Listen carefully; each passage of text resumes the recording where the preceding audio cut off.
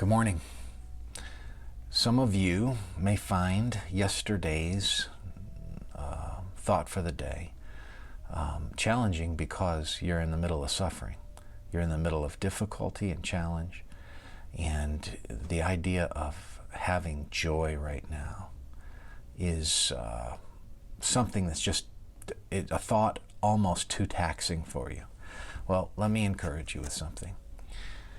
Soli Deo Gloria, the idea of living for God's glory alone, actually breathes life into your suffering.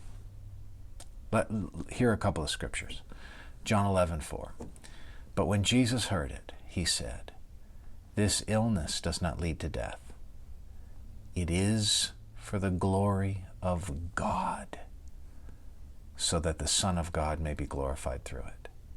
What you're going through is an opportunity for God to be glorified. Just like light shines brightest in the darkest darkness, so it is that God's glory can radiate out of your suffering in ways that it can't otherwise.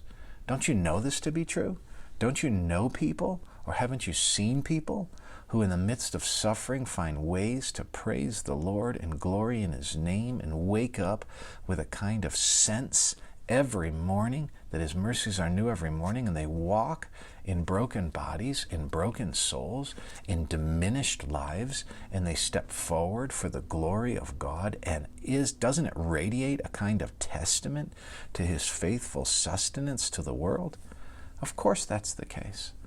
Listen to 1 Peter 4:12 through 14. Beloved, don't be surprised at the fiery trial when it comes upon you to test you as though something strange were happening to you. But rejoice. We brought that up yesterday. Rejoice insofar as you share Christ's sufferings, that you may also rejoice and be glad when His glory is revealed. If you're insulted for the name of Christ, you're blessed, because the Spirit of glory and of God rests upon you. The Spirit of glory rests upon you when you're being persecuted, when you're suffering. And you have the opportunity then to put that Spirit on display and not to hide it behind the doldrums of life, not behind the complaining spirit, not behind the negative disposition, not behind a broken attitude, not behind a poor me self-pity.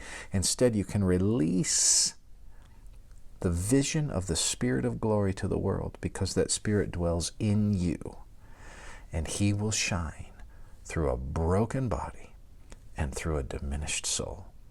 May the Lord help you today in the midst of suffering to see that the glory of God can breathe life into you today.